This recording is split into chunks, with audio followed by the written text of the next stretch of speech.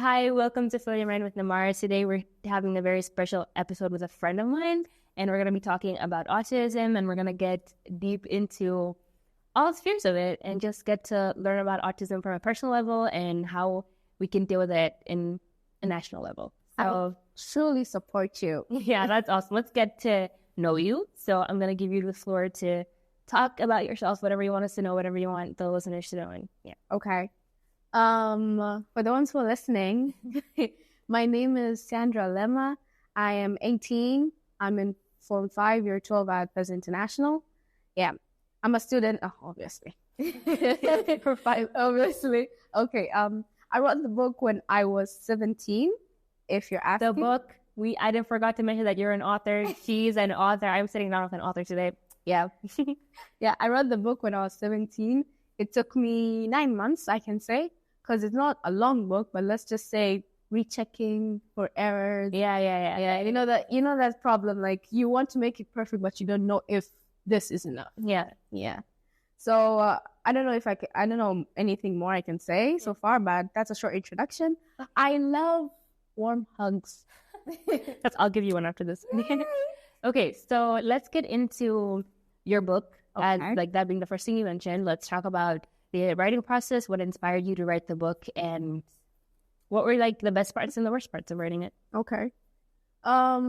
Truly, I can say since I was young, I loved helping people, and as I grew up with this motion, it continued growing and growing and growing on, yeah? So then, like, because of that thing, like, I love helping people, yeah? Last year, during my Form 4 holiday, I went to this website hackathon event, yeah? It was done by Vodacom. Yeah, and then in that event, I saw this girl. Like, you know that thing when somebody is getting more attention than everyone else? Yeah, you can see that she's having a problem, but you don't know what it is, yeah? Because she looks absolutely normal, yeah? So then, like, when I saw her, I was like, what's wrong with her, yeah? In between of the event, I had, like, 2 minutes to speak to her. She sat next to me, and, like, she was complaining about something. But then every time I tried to keep, like, an eye level with her, like, she couldn't catch my gaze, yeah? And then I was like, is she ignoring me? But then again, she's not. Like, I didn't get it, yeah? So then, like, the event ended, and later on, they said that she had autism, yeah? And then, like, she had autism, but yet she came out of her shell and came to the event. So that inspired me. I was like, damn, you have autism and you're here? No, at that moment, I did not know what autism was. Oh, yeah. Yes, I didn't know at all what autism was, yeah? So then, like, let's say 2 weeks later, yeah, I see this series on Netflix called The Good Doctor. Then I also, if you're asking what I'm studying biology, sociology, psychology, and geography. So as part of liking biology, I'm interested in doctoring stuff a bit. Yeah, a bit. Okay, so you watched the show. Yeah, so then I was like watching the show, yeah. And then like as I was watching the show, they kept on showing that doctor, like that surgeon, Sean, like they're showing parts of his childhood, yeah. And then like parts of his childhood were very depressing and sad. He was harassed, abused by his own father. His own father like didn't want him and like always compared him to his younger brother. And you do know comparison kills, guys. Comparison kills. Yeah. So then like I felt sad for him and I was like, damn, if this autistic child in a first world country went through this, what about third world countries besides? Like what about a third world country, yeah? So then because I didn't know what it was, it intrigued me, yeah? So I went on and said, let me go search a bit more about autism. So then when I was searched about autism, I found out that it's like a neurological condition which affects a child's speech development and also brain development in some certain areas where they do not know how to behave when they're in like a community or a society. Or like social setting. Yeah, social setting. And they don't understand social cues, yeah? And then like at the same time, like some of them, like autism is a spectrum. There is high functioning, low functioning, and there's also mid autism, like the tons of, different, about autism, yeah? So then like, after learning all of that, I was like, shocked because I didn't know this. And then I was like, if I don't know this, what about my own parents, yeah? So I went and asked my parents, like, do you know what autism is? They didn't know what autism was. And then I was like, if you don't know it, and I respect you, and I believe you're old enough. You're supposed to. You're supposed to know this. So then, like, I kept on going wherever I go and I meet new people. I'm like, do you know what autism is? And they're like, no. So that no made me just stop. And then I said, I have to do something. So then doing something, my love of writing came. Yeah.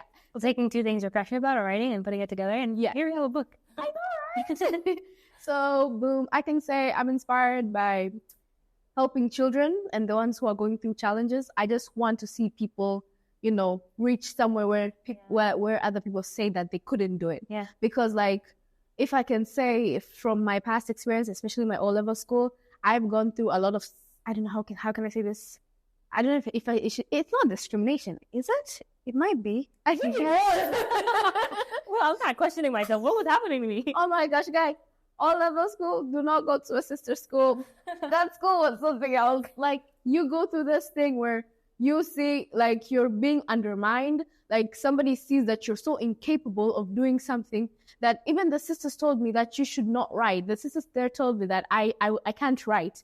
And then I just proved them wrong. That's what I have that type of spirit. Like, when you tell me I can't do something and I think that it's productive, I will do it so that I can tell you, well, True. you're wrong. True. So yeah, I can see that.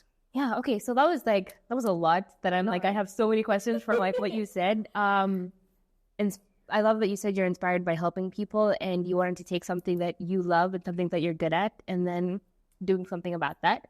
So throughout the process of writing, when you started talking about autism, which I'm kind of also a victim, I don't know what word to use, but I also have heard, like, throughout my lifetime, I've heard the word autism. I've heard autism, but I didn't really know what autism was. Yeah. Like, a lot of people hear autism and, like, especially in our country, whenever you associate something to being, like, with the word mental, it is already something horrible. It's like something horrible. And, like, I hate how everyone here, like, if they say something like, oh, that kid has mental health. Like, one, everyone has mental health. And two, like, get to know things before you talk about them. Yeah. So I love that you wanted to spread awareness on that. Throughout your writing process, you mentioned that some people did put you down. Yeah. What were, like, the questions that they were asking before? Did anyone ever ask you, like, why do you want to write about autism? Like, why are you so drawn to it? Has anyone ever asked you that question? Or yeah, those were the questions I was asked a lot. But I can say during my writing journey, I can't say, like, I was telling everyone I was writing. I have this society development group where we love doing charity, volunteering work and all. It's called GLaDOS, yeah? Mm-hmm. The one which we're also, like, arranging the fundraiser, yeah? So then, in this group, like, it's consisted of 6, 7? I don't remember. Like, yeah, I think if not 6, we're 7, yeah? It's not 6 girls, it's 6 girls and 1 boy, or 5 girls and 1 boy, yeah? Yeah. So, like, I use them as my coach, yeah? I wanted them to, like, tell me what should I do, how, like, because, I understand, like, if you tell your friend what should I do, like, they will give you your weaknesses but also give you your strengths, yeah, and they will encourage you more to keep on writing. So yeah, apart from that, I went to my parents, mostly my mom. She never actually helped in writing. She just said you can do it. Moral support. Yes, moral support and spiritual support. Yeah, spiritual support. And that's awesome. You should never forget God. True. Yeah. I like the part that you mentioned about friends. You need to surround yourself with people who kind of show you how you can improve more than just, like, you can do it, go on. You need to hear. Yeah, I need to hear where you critical side. And like, receiving criticism is hard sometimes. Yeah, it is. But, like, you need it for you to be better, to do your best. So throughout reading your book, one thing that I loved is that you've split the book into an English part and also Swahili part. Considering, like, our country, English isn't, like, a super, like, well common or understood language. I love that how you made it Swahili so that people can understand it. Did you write the Swahili part yourself, or no? Yeah, it was tough. I do not know Swahili very well. I can say for the both of us that Swahili. You haven't heard me speak Swahili. What do you mean? Please, are you saying? Okay, like, the thing is, I understood that I'm gonna write for the Tanzanian society. Yeah. Mm-hmm. So my Swahili is that type of Swahili which I'm told I sound Kenyan. Or like you have an accent. And I'm like, I don't. It's just that's how I speak, yeah? So then, like, I have an uncle who's in the literature. He's a professor. Literature. That's a hard word. I know that's a hard word. If you say pastor, yeah, the literature section in Autism, yeah. So then, like, he's also invested in books and all that. If you like tell him something about writings, he'll support you. Yeah. So I told my dad to go ask him. Like, hey, yeah. And then once my dad told him, since it's like his brother, then he said like, let me help you. I'll translate the whole thing. I was, do you know translators are expensive? Everyone was expensive at this point in time. Everyone. Like, every small thing. Everyone. But then again, like, it's a capitalist economy. Yeah. That's expensive. Yeah. Speaking of the Tanzanian society, we touched a little bit on how like there's no mental health awareness in it, but let's talk deeply about autism in Tanzanian society. Okay, so autism in the Tanzanian society. Okay, before researching about autism in Tanzania, I first of all thought that there was no such thing as autism awareness in Tanzania, but then there is. Yeah, there is. It's just like people are so focused on the wrong things that you don't really get. Like, these good things aren't really publicized. Yeah. So not everyone knows about it. Yeah. So then, like, when I actually started, like, researching about autism in Tanzania, that's when I actually found out there's autism centers in Dar es Salaam. Did you know that? I love how you listed them down here because so many people have kids. Yeah. They display signs of autism. They don't know where to take them. And then they'll just stay at home and they won't develop in a proper environment. Girl, I witnessed children being locked in their rooms. Like, I was so touched. I had to address this matter. It's really sad. It's very sad because they don't, like, if someone has a physical problem, 9 times out of 10, they won't be treated like that. Yeah. People will go above and beyond to find a proper health sector for them to go to and be treated. But when it comes to something mental, why isn't there the same emphasis? That's the problem. I think it's because, mental health awareness in Tanzania is low. And though now people are actually coming up, yeah? Because, like, when wonderful century to live in. I know, right? But anyways, like, ever since, did you hear about the Lukiza Autism Foundation Marathon they hosted? Yeah. So that one, like, they brought the Minister of Health, Umi Mwalimu, and then she went to address the matter to the parliament that mental health in Tanzania is very low, yeah? That even autism is part of mental health. But the thing is, if you're telling, how she was explaining, if you're telling the Tanzanian society about autism, they won't understand. But we should remember, why do they not understand? It's because they don't have the proper knowledge of mental health, because autism is a factor in mental health. True. So as I was saying, like, mental health in Tanzania is not that strong. And we as youth should be like a push factor to try to educate even the older people in our society about mental health. I'm telling you, whoever I meet and show my book, I'll start teaching them about mental health first, then come to autism. Because I understand my main goal when I was even writing this book was not to just spread autism awareness, but it was to spread mental health awareness. Because I understand there's tons of Tanzanians today who are dying of depression and they're like, oh, chawiwa. Yeah, like, all those Tanzanian sayings we say, which maybe have meaning because I don't know, I'm not them. But at the same time, if we try to look into it, it also has like physical meaning that you should try to understand someone more than what they give out, what they say, what they do. We should try to understand someone when they're literally sitting right next to you, like there's this aura somebody can give out where you can understand she's happy, she's sad, she's confused, she needs my help, she doesn't need my help, she wants to be alone. Like, we give that, But because we don't know about mental health, it's also like a problem and a stumbling block for many Tanzanians. So I can say we need to do something. We do need to do something. And I think it's important for, like, as you mentioned, youth to do something because, like, the same people are like, youth are our future. I really don't believe that. I think youth are now. I think everyone is able to make a difference right now for who they are.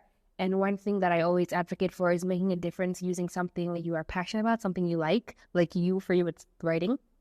And you took that and you did something good with it. For me, I've always been told as a kid that I talk a lot. Like, Namara, you talk a lot. You agree?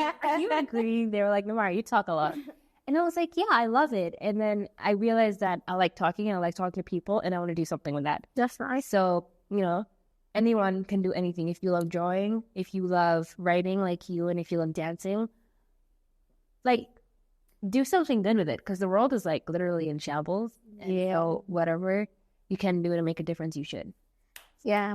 In the book, the story you wrote, fictional, non-fictional, tell us. A lot of people have been asking me this question, like, who's Sarah? Who's Mercy? Who's Sarah? Like, who's Mercy? Who's everyone in the book? Who's everyone in the book? Okay, so like, let me tell you this. I wanted to give out a real story, but the thing is, I cannot give out someone's story until I had like the consent. Yeah, I'm sure, because that's violating privacy, personal story. That's hard for people to. Yeah. So then, like, I was saying, if I write about an individual, I'll just be talking about that certain individual. Though it is talking about the same topic, but I'm just gonna be focusing on one person, yeah. And I can't, like, it's somebody's story. You can't add your own stuff, yeah. So then I was like, fine. I've been writing novels since I was like 15, 14 or something, at school secretly. Okay. So then what I said like, with all the information I have, how about I try to like jumble things up? Like, I pick that thing where you have like a real story here, a real story there. Like, you have 3 piles, yeah. Then you're just trying to pick out like, what can I use, yeah. So that's what I actually did during the whole research process. I got information, and then like I picked things out, and then I said, let me write it in this format. It is based on a true story, but the names are true fiction. Okay. They're not real people. Okay. They're not real people. Yeah, okay, that's great.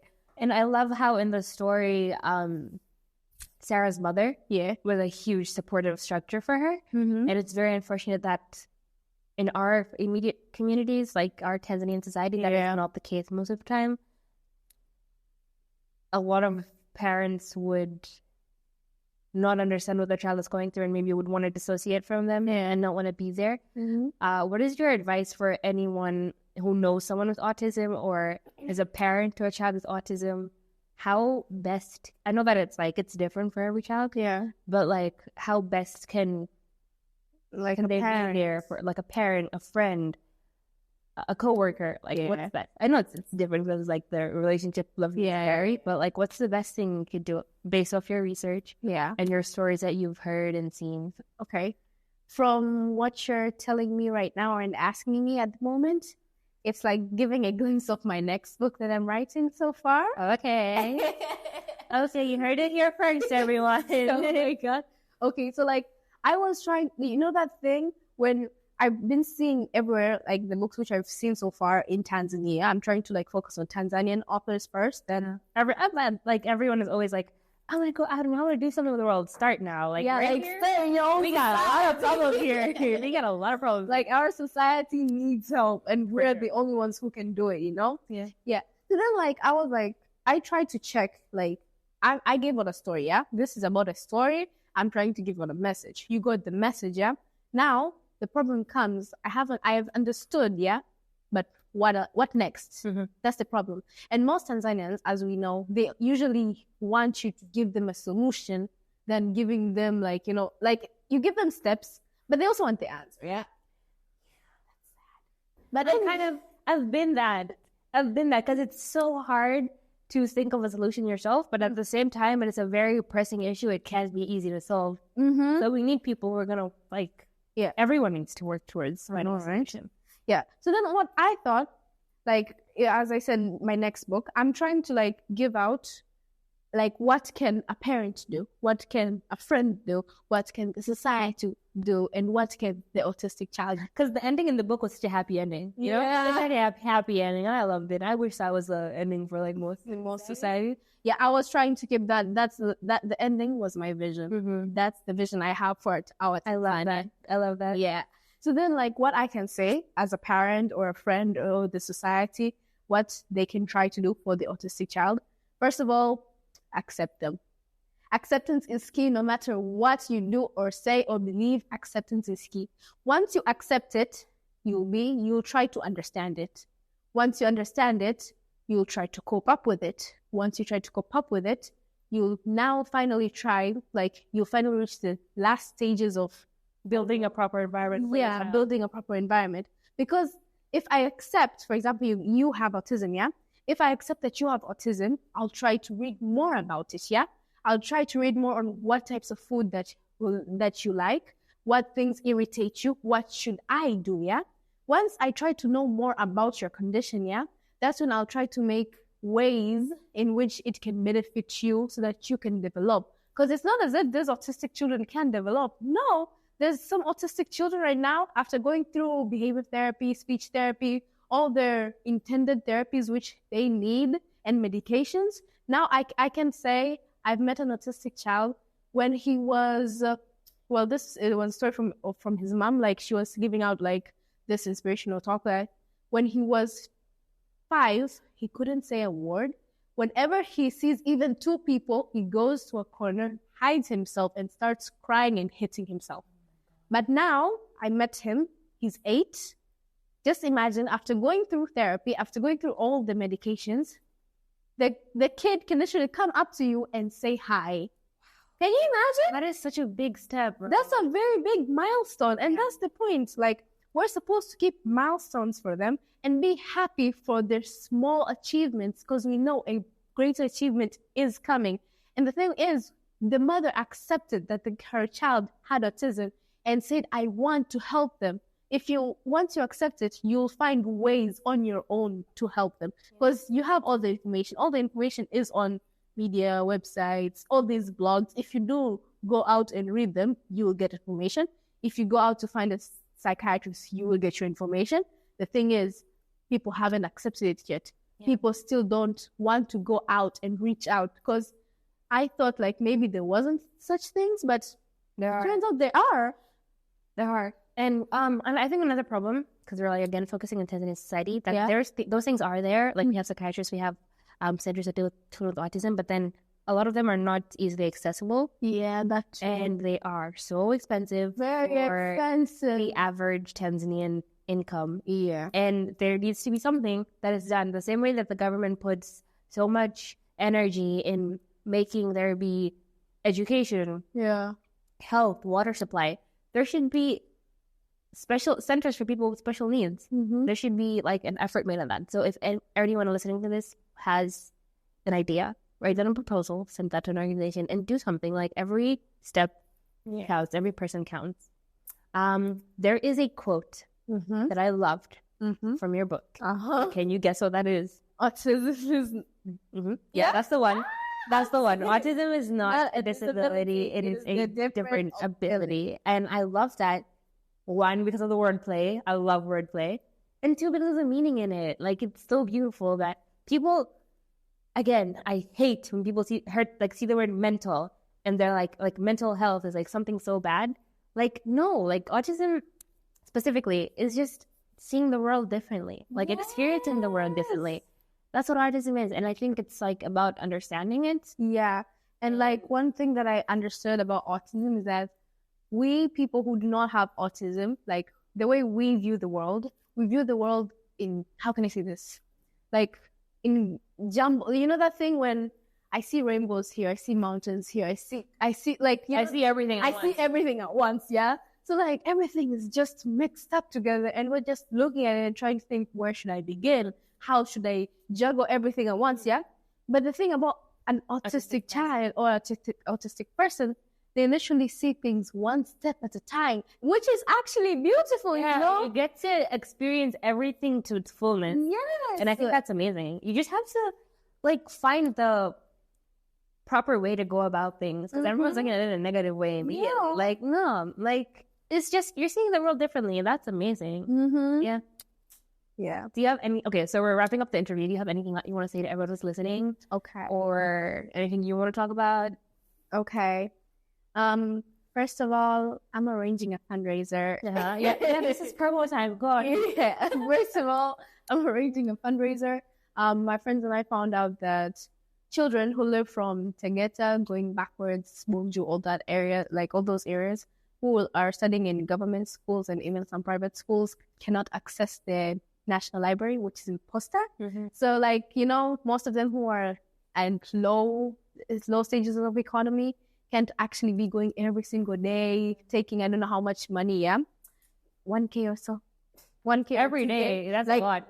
Literally every day. And you do know, like, till you go to Posta through Dala, like, that's a long journey. You get tired, you get sweaty. When you reach there, your time for studying is limited. So all in all, they don't actually have enough time to study. So we said, let's go find a school which is around those areas, and then like ask them if we could renovate their library. And then we bring books, make it beautiful, and then if they could help, like, make it used to the whole public. We found a school called Efata Seminary, and they agree that if we renovate it, they'll let people use it. So we're trying to raise money for the renovations. And also we went to this autism center called Lutoni. It's in Magala. I found out that they have autistic children, they have special needs children, they have mental retarded children, they have children with Down syndrome. Yeah, if you want to go visit, you should. If you want me to be with you, I'll come again. I have friends there.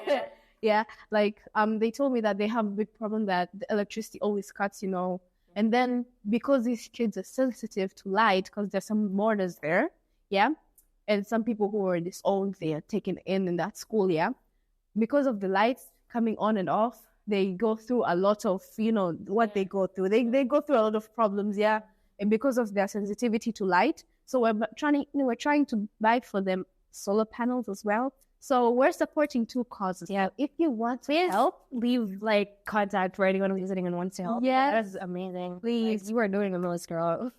That is amazing. Trying. We love it. Yeah, it's on 23rd of June or so. If it changes, we'll say. Yeah. But the entrance fee is 25,000, which is like the money for everything. It's a good cause. Yeah, money for everything, like the food, the games, everything that's going to be provided there, even the music. Where's it going to be? It's going to be at Nelly's Inn it's called the Sea Beach, I think. Just search Nelly's Inn, guys. It's there. Nelly's Inn be there on the 23rd of June with 25K or more. Because, it's a fundraiser. You can send money before. Should I say the number? Yeah. 0714060960. Amazing. Yeah. And also support autism, guys, because these kids do need help, and the steps we're taking are making a mark, but we could do better. Yeah, we could do better. We could do better. That's the spirit. Yeah, so thank you. Yeah, thank you for listening, or if you're watching this on YouTube, because it's literally just sounds, you're probably listening anyways. There is going to be the information that Sandra just mentioned in the description, and share this with a friend so that they can be educated and be a cool person, because, it's good to know stuff. Yeah.